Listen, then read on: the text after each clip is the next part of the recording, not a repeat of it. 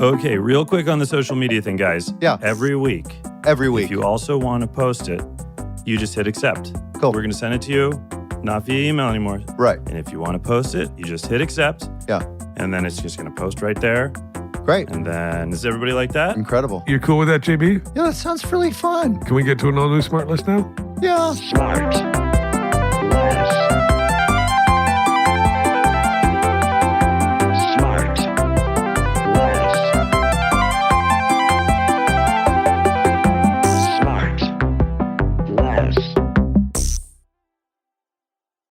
It's been a little bit. How have you guys been? What have you been up to?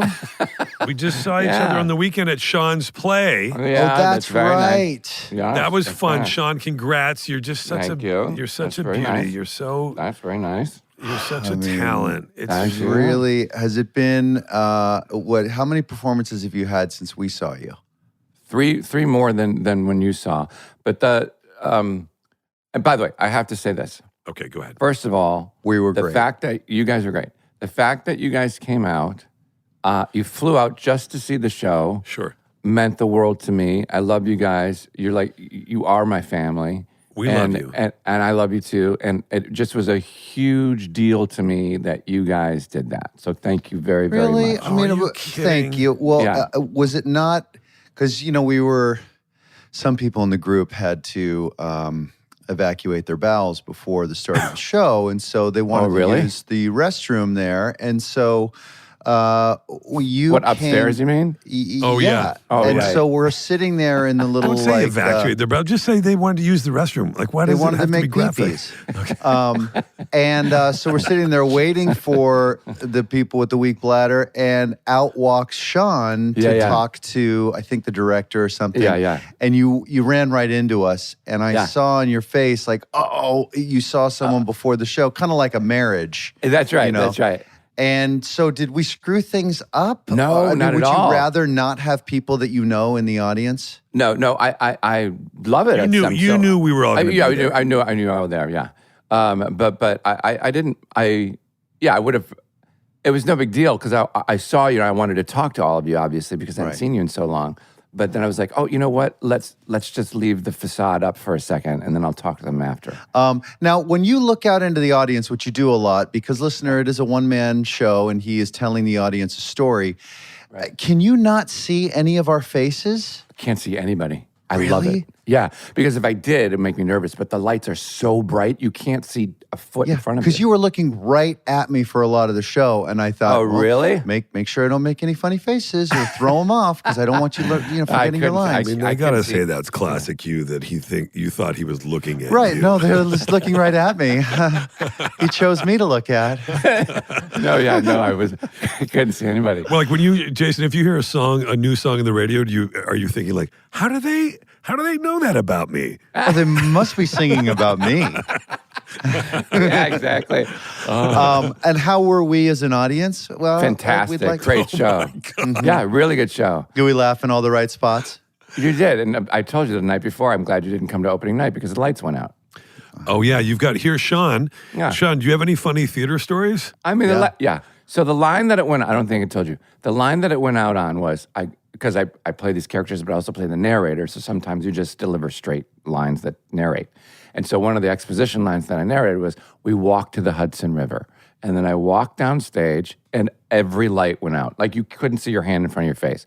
And I'm like, hey, give us a couple minutes. I just said to the audience, and I walked off stage, and it was like 10 minutes, which is a really long time. They had a breaker that went on or something. They fixed it, and they go, okay, let's go back on. They go back, and of course, the audience claps. Yay, they got the fix. The guy's backstage. So I go, we walked to the Hudson River. It was a really long walk. Good for you, Sean. Good for you. And is there, so now are you feeling, I would feel, the crush of the rest of the run in front of me now that like opening night is over and the reviews came in and they were incredible, and like, can you still, as the kids say, get it up for the rest of the show? Yeah, for sure. I think it's easier now. Okay. I think all that stuff where it's tech and previews and rehearsal and press and opening night and then all that stuff. It's so much pressure and stress and anxiety and all that. Now it's just like, oh, I just have to do the show and come home, which is nice. And you've got today off. And today is off, yeah. So what do you do today? So what have you loaded into today that you couldn't do in the previous 6? I'm hanging with you guys.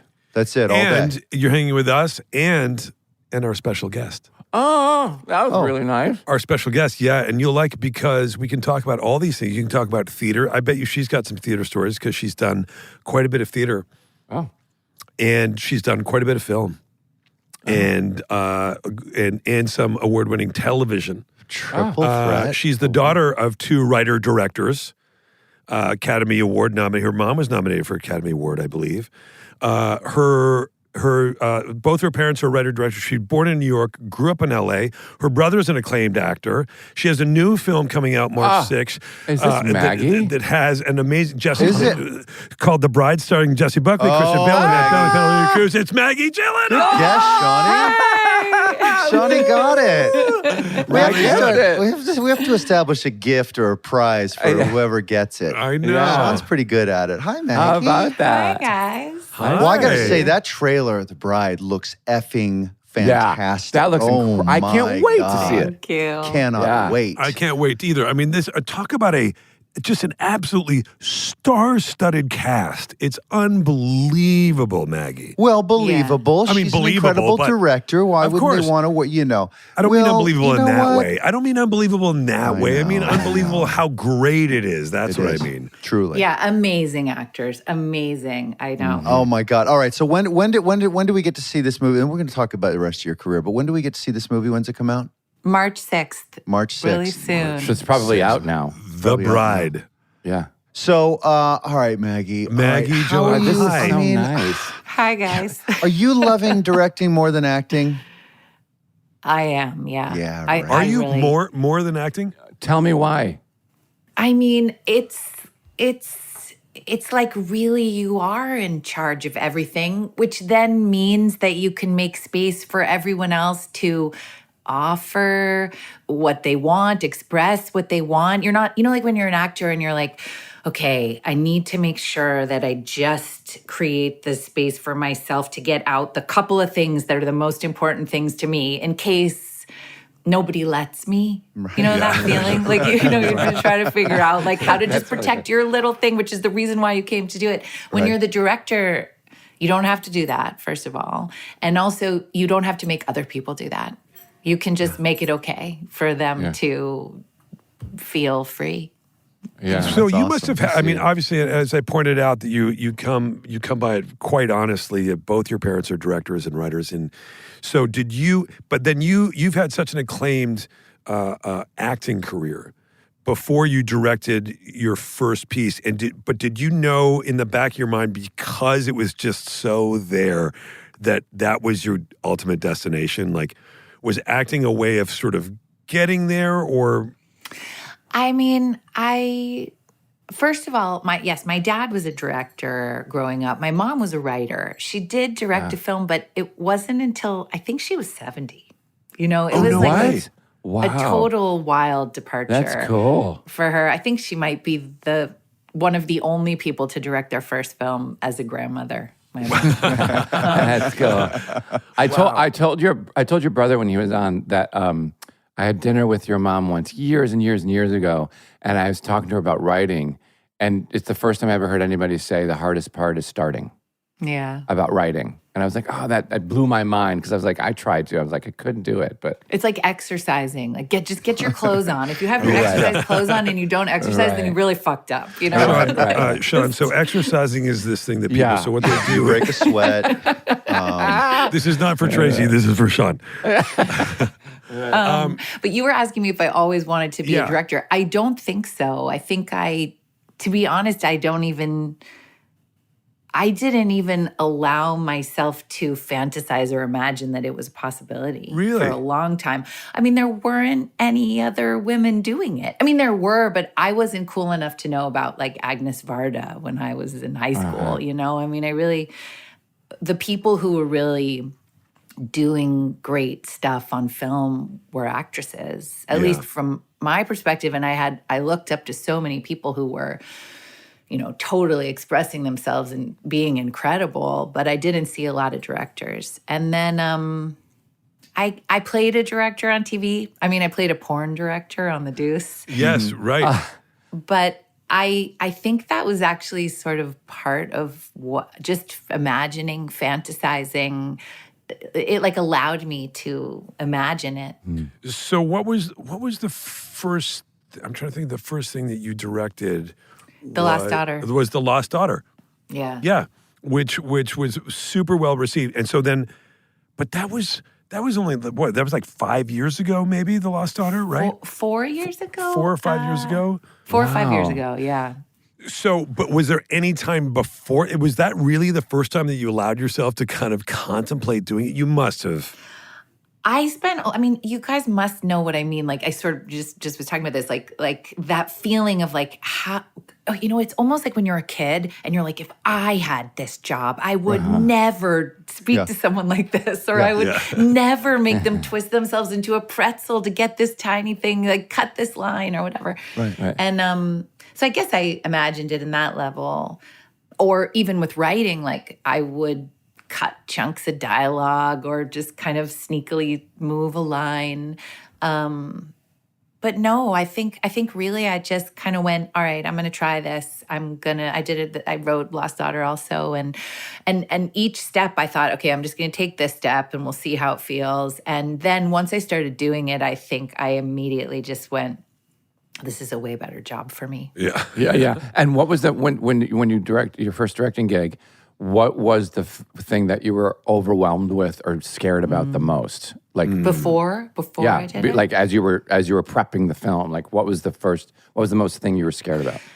It's funny. I was so much scareder about making The Bride than I ever was about making The Lost Daughter. I was scared, but I think in some ways I didn't even know what I was walking into. I mean, that said, I'd been on so many sets. I think about directors who are really first-time directors who don't know how to read a call sheet, who don't know what the rhythm of a day feels like, who that must be really, really scary. Yeah. So when you're doing The Bride, like you kind of, now so you've had the experience, right? So then you have that anticipation of like, shit, now I know where some of the pitfalls are. How's that going to go? How's that emergency But even more than that, I think with The Bride, I actually was terrified before I started. I was like, I wrote the script. It came out very, not easily. Obviously, writing is so hard, but there was an ease to it. And then I was scared. I was really scared. The Bride was number 2, the second film. Yeah.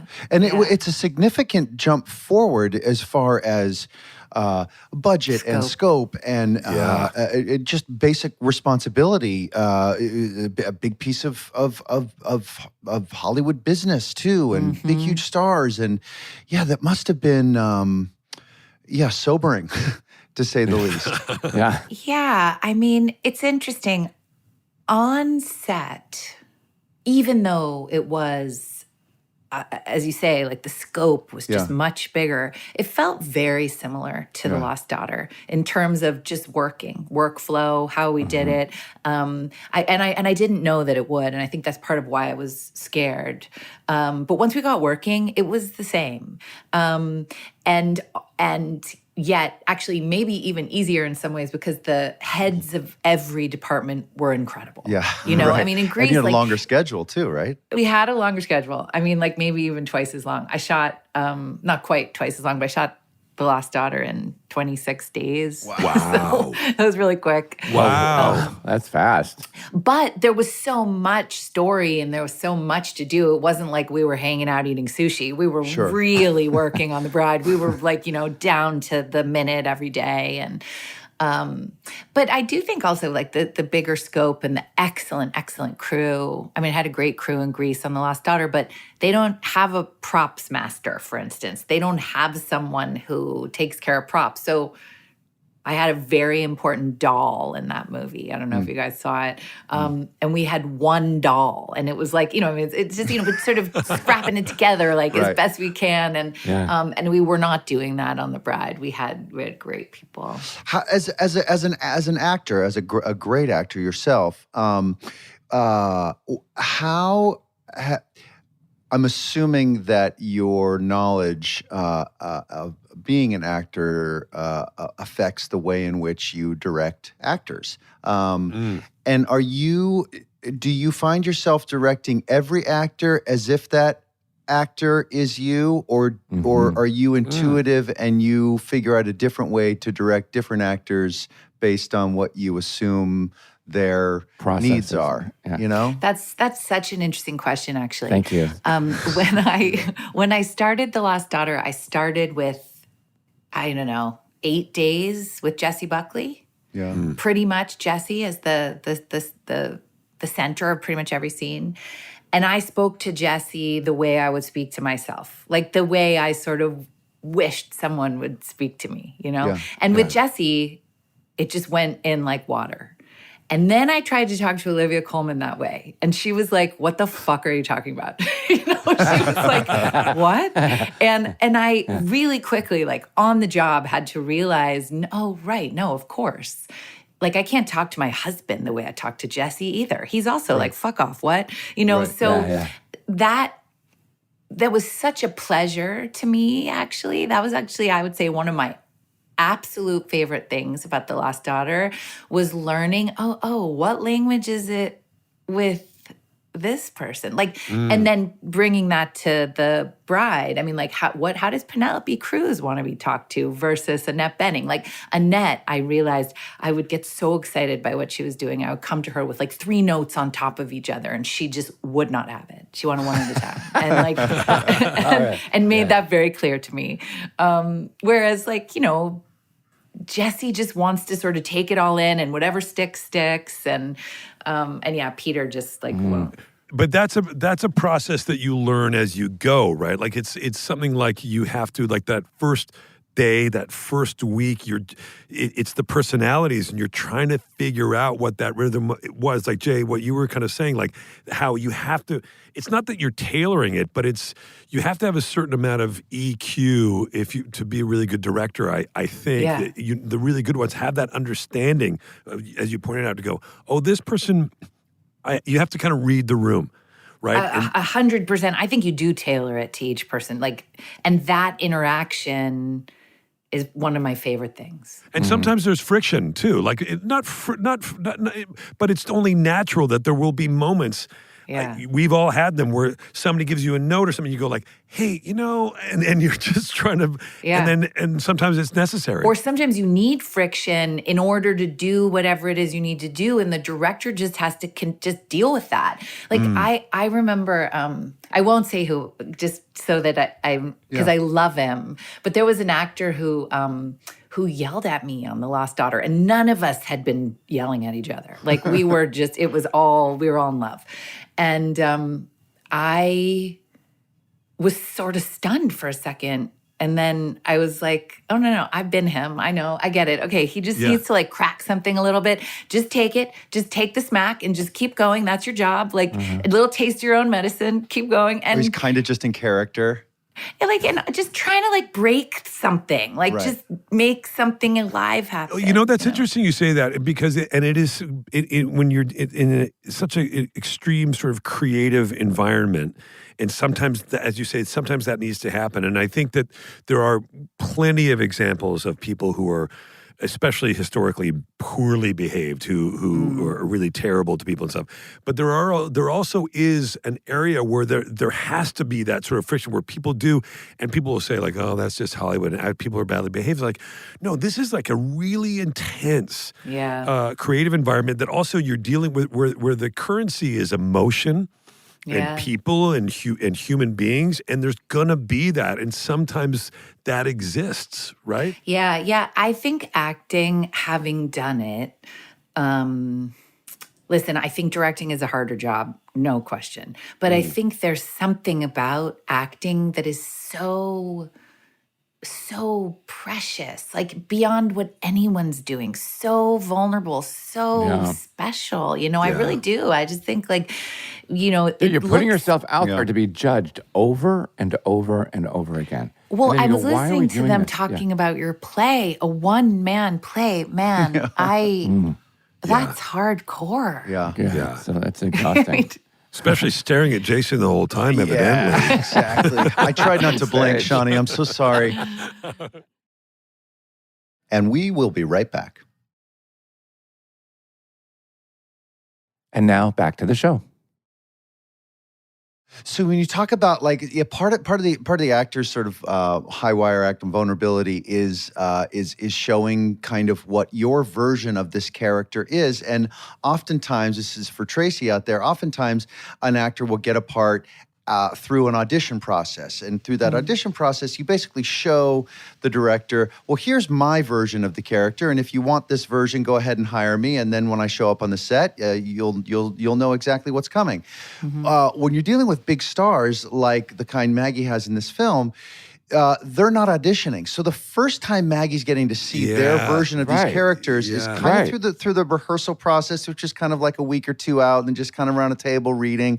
But really, mostly it's on set, and it's kind of too late to make changes. So my question, Maggie, is, especially since you've written this thing too, how do you rate your ability to be flexible, to be nimble to the inevitably different version of these characters than you've always imagined in your head? And how do you not assess like sort of a false negative on that performance just simply because it's different than what you've imagined? Because the audience hasn't read the script. They don't have any preconceived notions. So they're going to take what they get. And the actor is kind of approaching their performance with that assumption, and they just hope the director/writer will give the same level of freedom and acceptance to that version of the character.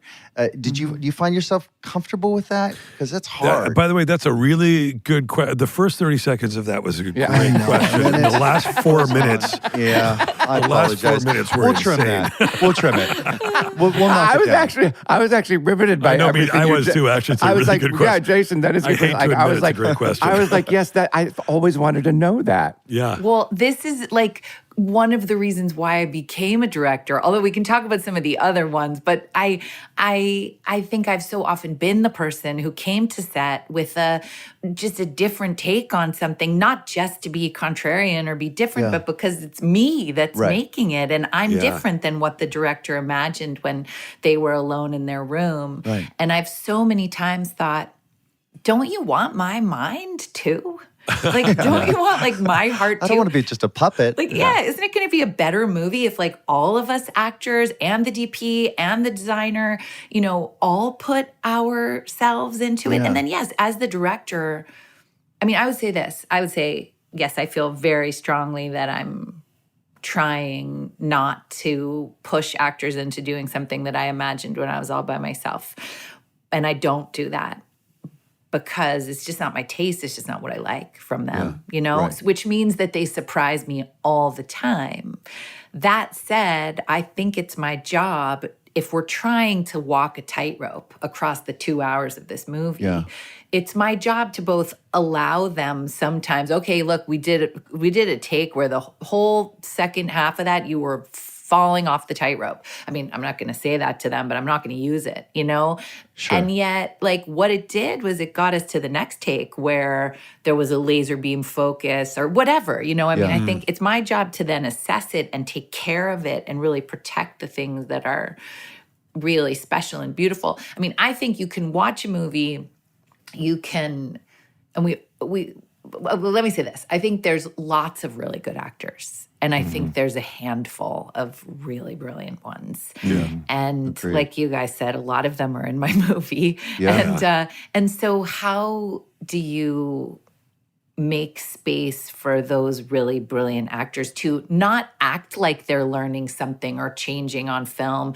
but actually learn something or make a change on film? That's the most exciting thing for me to watch. I think that's a really great point that you bring up too, this idea of like, of sort of walking that tightrope, and maybe there's part of a take where they don't, and you don't bring it up, but it allows you to get to that other place. And I think that in that process, if you can allow, certainly for me, I know if you can feel safe enough that there are no wrong answers and that it's okay to do that, then that's where you can really find that growth. You can really find that other gear by allowing because if you're worried that you're going to get it wrong or you're not doing it right, you're fucked. Because in the other gear, there aren't any wrong answers. 100%. Like when you get into that other gear, it's all good. Yeah, you it's know? all What good. about how dumb question? How did you think of doing this movie, The Bride?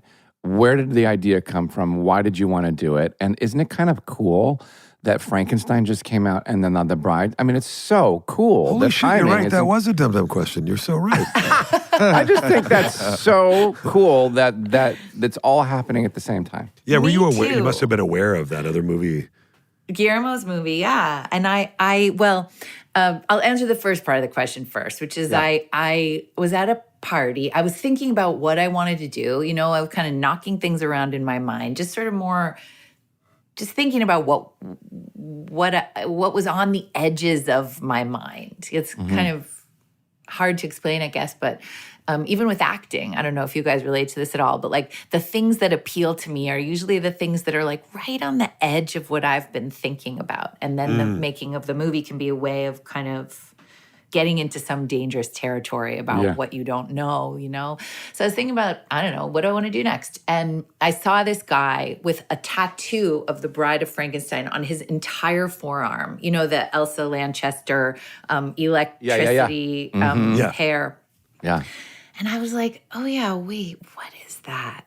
That's the Bride of Frankenstein, but who is she, you know? And I went back to my hotel. I was in LA at the time, and I looked her up online, and I was like, yeah, she's so like Badass. yeah, so badass. Exactly. But then I watched the movie, which I had never seen, and she's in it for 2 minutes, and she doesn't speak at all. And I started to think about this idea of the Bride of Frankenstein. And, you know, well, then I went and read the book, which I had also never read. And Frankenstein is so lovely in the book. I mean, he does murder people and, you know, he's Light gonna murder. happen. It's Yeah. very also light. full of, you know, I mean, we all have a bad day. Yeah, I mean, come No, on. but there is an aspect of exactly that where you read it and you're like, wait, I also feel lots of rage and violence sometimes. I don't murder people, but he's so human. Like he's so vulnerable. He's so lonely in the book. He's also super smart. He literally hangs out in a barn next to some people speaking French and learns French in a couple days, or like finds a suitcase of philosophy and like, you know, reads it and then is into philosophy. He's a really great guy. But he's so lonely. So I thought, okay, fine. A really lonely, like unbearably lonely, wonderful guy is trying to get another monster because no one else will be with him to be with him. Wants someone to dig someone up from a grave and make someone like him. In a way, it's fair enough. But what about her? You know, what about the person who was dead and didn't ask to be brought back to life? And maybe she didn't want to marry you, you know, maybe she doesn't get a lot of say in the matter. And I thought that puzzle, which is not addressed in the movie, although Elsa Lanchester definitely wakes up and says, fuck no. I mean, she doesn't say that, but without saying anything, that's definitely what she communicates. I thought that's a great puzzle, like a dramatic puzzle to start from. And how does that, and then what if it's also an epic love story? What if despite this very difficult beginnings, they can't resist each other? Yeah, really cool. Do you ever, you were saying that you like to sort of write about things that, I don't know what you sort of said, not that scare you, but things that interest you or things that might sort of push. On the edge. Yeah. Are there ideas that you've had, I'm curious, that you've thought about writing, but you're like nervous about writing about for certain reasons? Are there things you go like, I don't know if I want to touch that? I don't mean politically or anything, but just because emotionally or something that you don't have to answer it if it's too personal. But. No, I do write about those things. Like that's The Lost Daughter and that's this. Like I sort of do. Like my daughter, my 19-year-old was joking with me because I was saying that this one was sort of dedicated in a way to my younger daughter, and that the first one was dedicated to her. And she was like, "Oh, really? I get to have the one where I'm like, the mom like is having such a hard time being a mother, and she gets to have the bride." But I think that I think that the way I get excited and want to sit down and write and work is when I think it's a little dangerous. Yeah, the stuff that really lives in your deepest parts. Yeah, the scary stuff. You got to attack the scary stuff. Can fill the most pages with the stuff that is a part of your deepest parts, right? I'll bet. And I remember actually in The Lost Daughter writing on an airplane, because I used to write on airplanes a lot because my kids were little. And so I would think and think and think. And then I don't know what I was doing, press for something. And I would just write everything I'd been thinking about. And I was writing one scene and I like looked over my shoulder because I thought, oh, this is dangerous. And it was just a little thing where this woman was saying, I hate talking to my kids on the phone. Really? I both love talking to my kids on the phone, but when they were little, sometimes it was really hard. They just don't hit the ball back. To say that out loud or even write it out loud on an airplane, that was dangerous. It's dangerous now. I feel scared.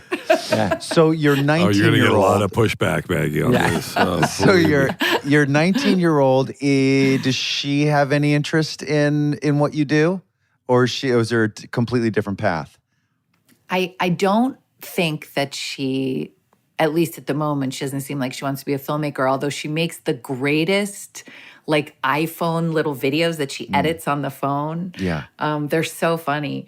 But she's been such a great sounding board for me artistically on the movie. Like she's seen the movie so many times. Wow. She's such a great mind. That's great. So wait, so New York, you're in New York right now? Yeah. And New York or LA? And forgive me, you're the rest of the family's in LA, right? My brother's here and my mom is here, actually, but my dad is in LA. Oh, I thought your mom was in LA too. She used to be. She used to be, okay. And you much prefer New York, yeah? Obviously, you live there. Yeah, I do. I was just in LA though, and it was so nice in February, like eating avocados and Feeling the sun. Yeah. Man, I was like, I get it why they all do this. It is a whole, I mean, I've such a lust to live in New York, but you know, as I'm getting older and crankier and more noise sensitive and everything else, I do find my little alarm going off after, like I was just there for 4 days seeing Shawnee, and it was like, yeah, just a little extra space in LA allows for, cranky sensitivities to be taken care of a little bit more. I mean, my goodness, really it is so compact there. But if you had your home here, right? You know what I mean? It would be different because you true. could. This is true. I live in Brooklyn, so it's a little more outside of the craziness. But I think that's sometimes even about people who live in Manhattan. I go into Manhattan and I'm like, oh my God, I need to get out of here. Yeah. But I think, but if my apartment were in Manhattan, I could at least just get out of here. You'd know your spots and how you could sidestep and It's so funny. I feel, and I've been going, and I'm sort of in the process of sort of halfway moving back to New York now. And so I'm there a lot. And I find myself, this is so weird. I sleep better when I'm in New York. Mm-hmm. I feel more at home there than I do here, even though I've lived here full time for just over 10 years, basically. Mm-hmm. I don't know. There's something about New York. That's interesting, Willie. Yeah, my blood pressure settles on everything. I just feel more relaxed. What is that about? What, because the business is in LA, maybe?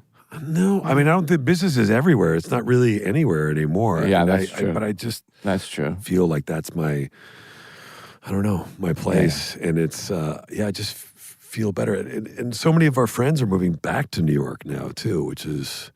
Maggie, what do you do outside of work that you're like with you and the kids? Do you go to, as Will says, the Long Island? Do you travel out there, or is 19-year-old still around?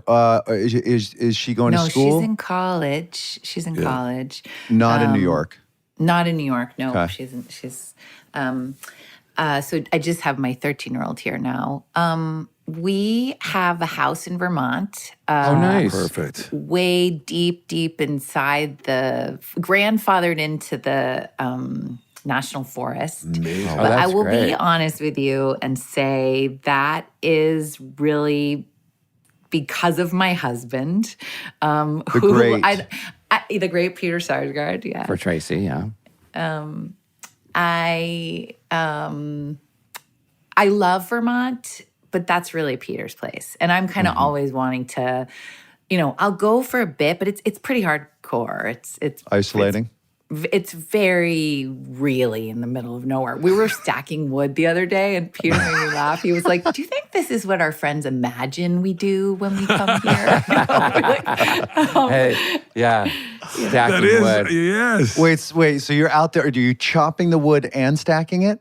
I wasn't chopping it. But I he was chops just it? stacking it. But he raises bees and chickens and taps maple trees and my God. has a beautiful garden and I'm Jason sort would of, love to pay people to do that for him. I mean, the raising bees part, I would have to pay He's dreaming someone of it for. now. Wait a second, Watching is them Peter, do it. Is Peter putting on the hood and everything with yeah, the bees? yeah. What a Although man. Peter What a sometimes is man. like, I don't need the hood. I don't even need the gloves. This guy. I listen to I read this book and he did, and listened to this thing and watched these videos about how to be zen and do it. So the bees that come to you, and then he gets 10 stings on his arms, and it's, Wow.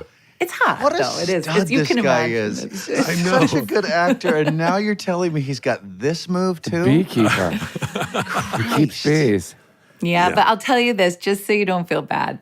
All of his bees in Brooklyn died, and it was because he made a mistake. He made a beekeeping mistake, and he was so upset about it. And I was like, Peter, you were in Switzerland acting, and then you went did another movie in London right away. You were home for 1 week, and your bees died. Some people's only job is doing bees. Right. Give yourself a break. So he was upset that his Maggie, bees. did you shirk your responsibilities in babysitting the bees? Yeah, I think I maybe did. I think you've got to be able to shoulder some of that, put right? The this guy's on off her. in Switzerland. I just- Fair You know enough. she had something on a piece of paper saying, baby, Don't all I forget need to you water to the do bees." just water the bees for me. Yeah, I picture you guys driving. Not wrong. A little sticky. I picture you guys driving away, just going, "Oh shit, the bees!" Let's just bring them. Put them in the trunk. Just bring Yeah, them. like Home Alone, Kevin in Home Alone. So wait, I think I would go out of my mind if I lived in the middle of Vermont like that. Not that it's not beautiful, and I appreciate it, and I would like to go for a little bit. Yeah, because you're a city mouse. Yeah, I can't be alone with my thoughts too long. Oh, boy. Uh-oh, hang on, why? You need to write something about them. You need to get We got to working. do a celebrity version of Alone and just see how. I know. I mean, do you think you could make it a week on your own? Period. No, you don't have to finish the sentence. So, well, Yes. If I knew it was a week, I could Right. do it for a week. I think, so but this it is- would be hard. no shelter, no food. Oh shit! You just have 10 items, right? For a week. I've only seen the last episode of Alone, which I watched last So good. 2 days Pretty ago. good. Yeah. With Peter and my daughter, who were Yeah. so into it. Peter could win. Peter would win. It sounds like would, Peter yeah. could win. He'd start Yeah. chopping wood day one. He'd start cultivating bees. He'd be eating honey. But he wouldn't Pure kill a honey. moose. He probably wouldn't kill a moose. He might not kill a moose, but I watched those videos. This is what I watched so many of the videos of the guys who time lapse of building shelters out of nothing. Yeah. Oh, I get those too. I get those too. I love It's on your that. algorithm? Yes, it's on, it's on my Send me one so you can infect my stream. Dude, Do you also get like Eastern European grandmas making huge vats of of like butter? stew. I just did. I just started getting these videos of these Roma people in Eastern Europe and Romania and having these parties. And these guys are like arguing, and then these women are making this insane food, and they keep slapping each other's hands, and then they have these huge feasts. It's wild. There's also people in China dyeing fabric. If you want to get on my algorithm, I've seen those too. Yes, No. I'm fascinated I'm by still that. getting the guys in fistfights on golf courses. I need to flush my stream. No, I get a lot of- I'm Karen videos. I get just nonstop I get videos. tons of Karen videos and cop videos where they argue with the cops. Oh, yeah, about their rights, First Amendment right, guys? Yeah. I'm just filming for who? I'm just exercising my right to film. Yeah, you're obviously asking for trouble. I'd love to see Anyway. a mashup of Steve Sands arguing for his rights on the sidewalk. Wait, go back to Alive for a second, because I remember this one episode where a guy cut open a salmon or some fish, and he's like, I'll just eat the fish eggs, like caviar. Yeah. Or whatever. And he took a whole hand. Do you know the episode I'm talking about? Took a whole hand, and he washed them and everything. He took them, and he got so sick. Yeah. I'm like, you can't just gonna happen. open a fish and eat their eggs. Jason and does think that it's before. Jason, 3 days before the award show, eats that just so. Yeah, that I've he got to gets drop really the water sick. weight somehow. You know. just a random fish. Yeah. There was this one where the guy opened up a fish and there was a little tiny fish inside of it that hadn't yet been digested, and he was like, "Bonus." You know, look at that. 2 for No one. way. Okay, I Ate the gotta whole go thing. deep with Alone. Oh, God. I've only seen one. Yeah. We'll be right back. And back to the show. So if you're not in Vermont, if you're in the city and you're not working and you're not in post and you're not acting, but what are you doing? What's the thing that you're doing that is your like not even guilty pleasure, your pleasure? How do you dumb it down? Yeah. It's so funny though. I've been in post or shooting or prep for so long. Like, what have I been doing? I know you got to But do even something now, to- even now when you're in post and prep, where you have 5 minutes or 10 minutes to do something that's for you that you like to do, that's like a little mini break. What is even it? Wordle counts. Oh, I love those. I love when they tell me I'm a genius, even if I cheat. You know, like you go look at the.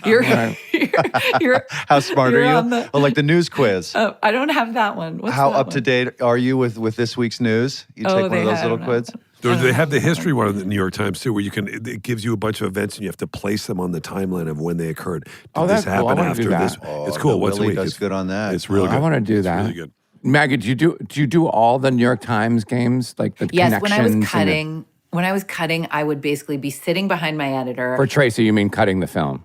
Cutting the film, yeah. Thank you. Thank you. Editing the film, sitting behind my. What an incredible my- editor you had. My God. incredible editor, Dylan Titchener, cut Boogie Nights and There Will Wow. Be Blood and Zero Dark 30, amazing. And you had Larry Sher as a DP. I mean, God damn it. I love the way you said that, by the way, just as you were talking about all the filmmakers on the film, which is the props and the DP. And I don't think that people understand, and maybe for Tracy too, that making a film, everybody who has these great jobs, you see the actors, but there are all these filmmakers there who are part of the process, who all have such important jobs, who are so valuable to the filmmaking process. Well, and I just want to say, actually, because we were talking about the acting, and obviously I've been an actor, but what I haven't been is a cinematographer. And, I learned a lot about aspect ratio and lensing on The Lost Daughter, but the truth is, and now I'm understanding who Tracy is, on a little movie, you have no money. And so you can't afford even to rent a lot of different lenses. So in The Lost Daughter, we maybe had 5 lenses, maybe. Wow. And so with those 5 lenses, I learned a lot. Then I go, as Jason, as you were saying, to this totally different scope.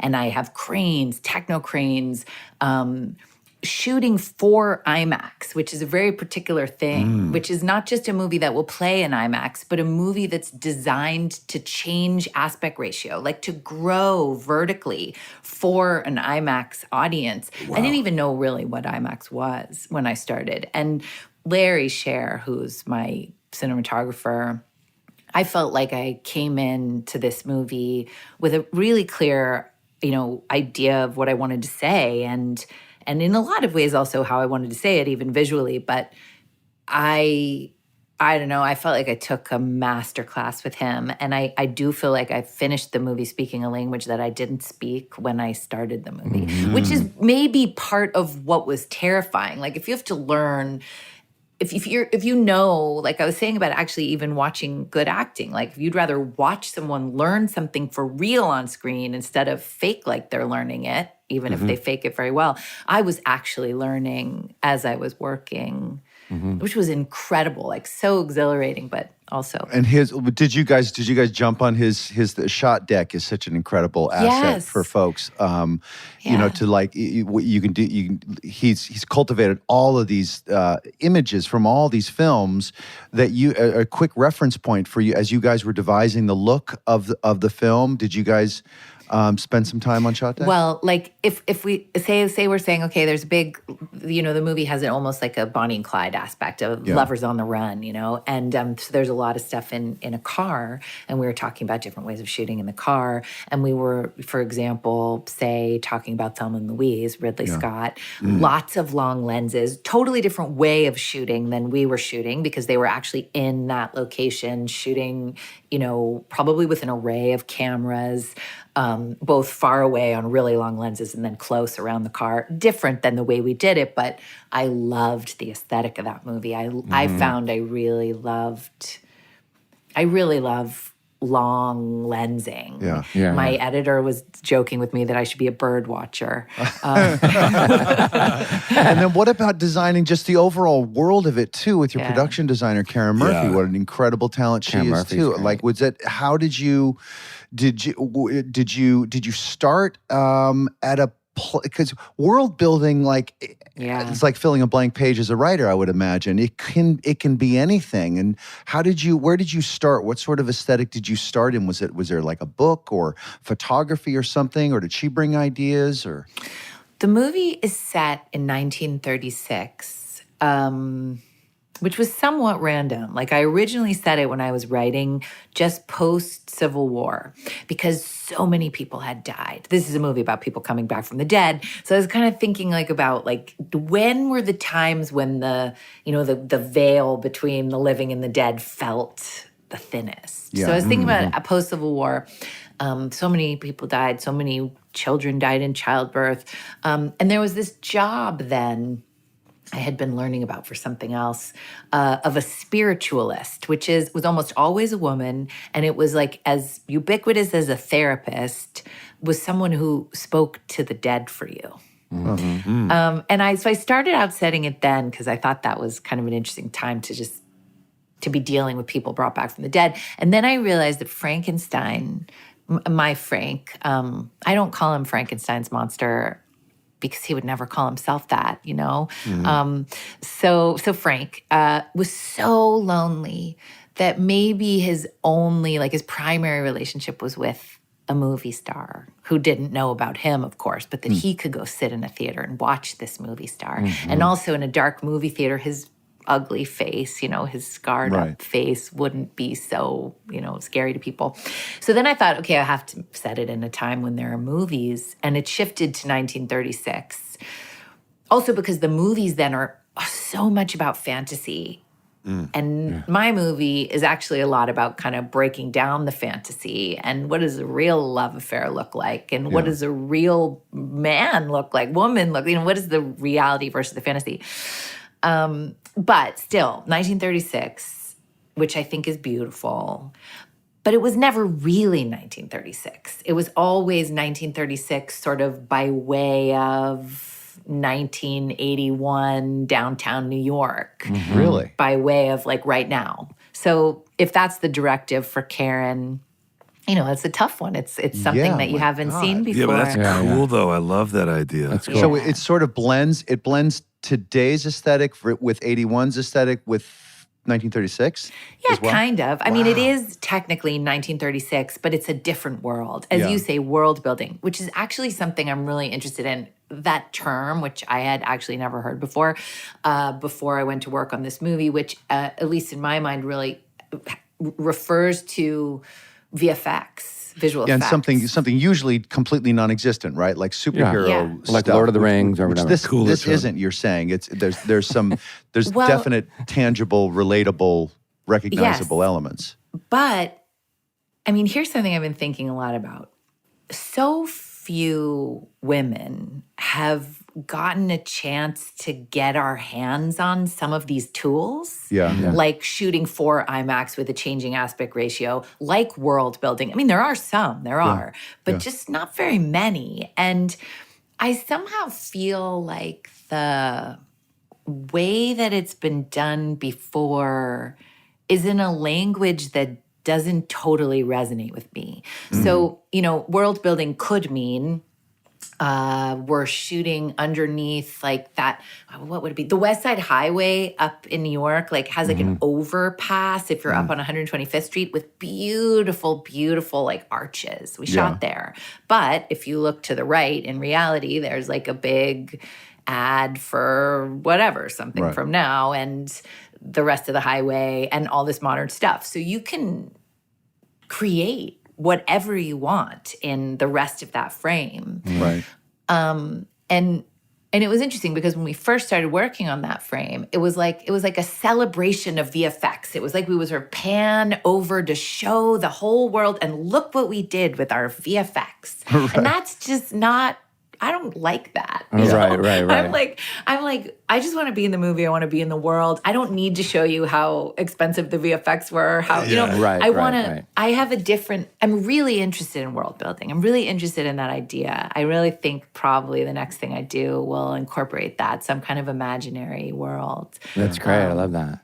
But with all the things I've learned from this one. Sure. Isn't it kind of, I was saying this earlier, isn't it kind of like designing a house? Like you got like the architect and the interior designer and the project manager and the contractor. And that's all I wanted to say. Next question. Or a party. We used to think of it as a party, like a great dinner party, you know, where someone else is doing the flowers and and I just invite people and maybe seat them and that kind of thing. Yeah.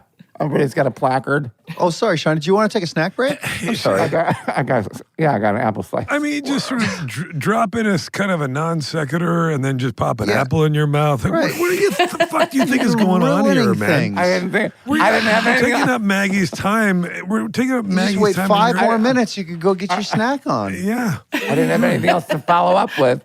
So I thought it was safe to take an apple I like slice. that idea, though, Maggie, you said about like that it's never spoken to you before and nobody's ever done it this way. And I do like that idea of like there's got to be sort of more to it than just flexing a sort of a muscle, which does seem to probably be because it's been dominated by men. And maybe I'm wrong about that, but there's something cool about that, like just bringing a new perspective to it, that it can be much deeper than that somehow. Do you know what I mean? Well, like if you have I'm just being simplistic about it, but maybe. I don't mean to be overly simplistic about it either. I do think if you have a different experience in the world, you're going to make different movies, Yeah. And obviously gender isn't or race or ethnicity. I mean, those aren't the only things that change your experience, but they are one thing. And I guess when I actually started using IMAX and changing aspect ratios and doing it, so I learned about it. I also, my editor that we were just praising, who's just incredible, was Dylan Titchener and Larry Sher. Both were kind of in each ear really teaching me so much about those tools. But when I imagined it, what came out was different than how IMAX has been used before. Oh, and cool. I think that's cool. I think that's like that I feel proud of that, Let me ask you this. Did the film turn out the way you had imagined and hoped that it would? Because there's so many people that contribute, it inevitably is going, and as you said, you provide this environment of, yes, please contribute, bring your uniqueness. So did it end up... And JB, but also she has a front row seat to watching it evolve and change. Right. And the unapologetic position of controlling the way that it comes out to the extent that you can, and like how much did you let yourself allow it to be the film it was kind of becoming, and what's the, I guess the question is, sorry for the long one again, but like what's the percentage that it maintained the version that you thought and hoped that it would be? Percentage in math is maybe like not my language, robot. but let me think. The movie has a very specific tone, like I could always hear the very unusual tone of the movie in my head. I could feel when we fell off the tightrope, for example. Always I could. Right. So that has remained. I think really when we were shooting, I was collecting all these beautiful things. I definitely had, in some ways, the movie in my head. And I was sort of building something as we were shooting. But the cutting, I would say, is where it really changed. Right. And I think in some ways it was really about letting things fall away, letting the movie be what I had always wanted it to be, which was kind of like a roller coaster ride, like strap in and you can't get off until it's over. Right. There's not, I wanted it to be like a laser beam, like fast and hot. Right. And, just realizing, this is weighing me down, or I love this and what this brings out, but I gotta let it go. And even my really wise, collaborators like Dylan, letting me take the time I needed to know. I would say, don't fuck with that scene. No, I don't want to hear it. I love that scene. Right. Don't fuck with it. And then eventually letting it go. Because it wasn't, probably for a bunch of different reasons with different things you had to let go of, but because ultimately it either was not as good as the rest of the stuff that you had, or that it was sort of not serving the laser beam. Yeah, no, I think I pretty much just took out, in both my movies, when I cut them, let's just take out everything that isn't really great. Like and most of the time I didn't stop shooting until we had something that was great, I think. Right. But let's just get rid of that stuff. Then the hard thing, obviously, is like getting rid of something that, or like, for instance, the scene that I'm imagining, which is no longer in the movie, so it's hard to talk about it, but I felt it just deepened everything. It just took things down to another level. And, Dylan's argument, and actually Dylan was not alone, and I remember hearing this great note from someone about getting notes on a screenplay, where she said, if 5 people tell you seem drunk, maybe you should lie down. When you just keep getting the same note over and over again, you have to go like, okay. But in fact, Dylan's argument was, it's too complicated now. It's made it too heavy. Like, let it lift off. And so maybe that's for another movie. You know? Yeah. Save it. I love at this. We've got a couple of years on you, but I do love at this age. There's nothing better than constantly. You're like, I find more and more like that I'm learning stuff, and I'm really enjoying learning stuff, and also really sort of coming to peace with how little I do know, or how little what I thought I knew. Yeah. Right. And I find it so much more exciting now to go like, for sure. Well, yeah, you get smart enough to realize how not bright you might be. In certain areas. Right. And how great it feels when someone else is able to guide you in something. It feels so good. Every day of my life, I'm like, I don't know what that word means. What are you talking about? I don't know where I'm going. Yeah, dictionary.com is on the front page of my iPhone. Is it really? Oh, I hit it a few times a week, for sure. I love that. Wait, Maggie, what are you doing for the rest of the day? Yeah.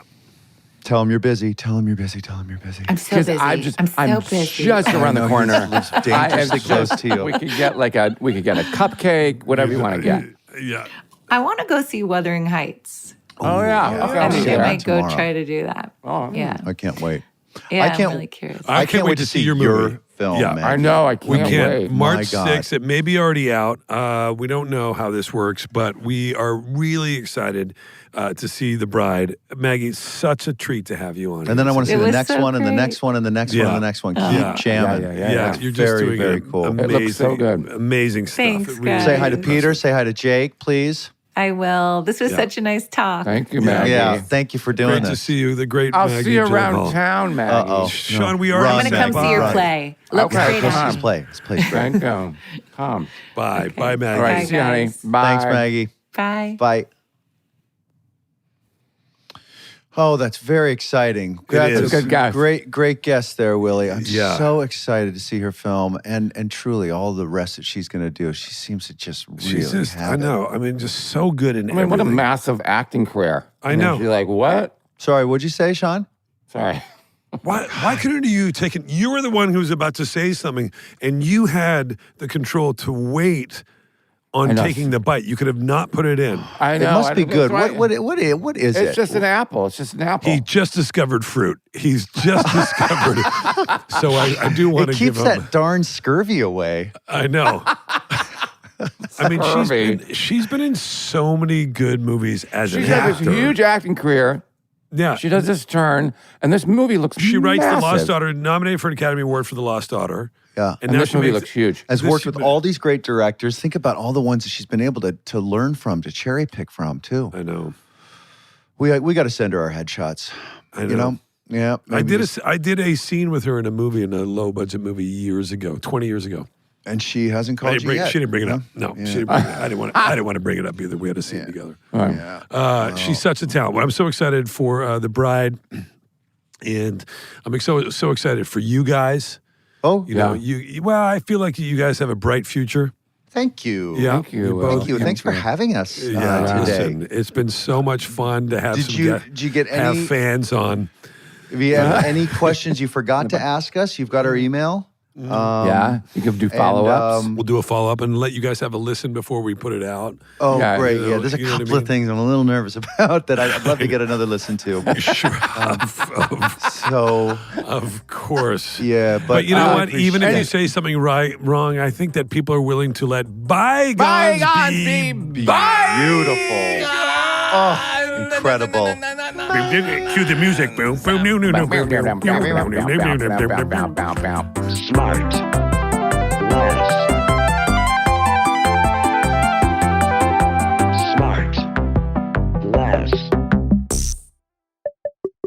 SmartLess is 100% organic and artisanally handcrafted by Michael Grant Terry, Rob Armjarv, and Bennett Barbago. Smart. Less.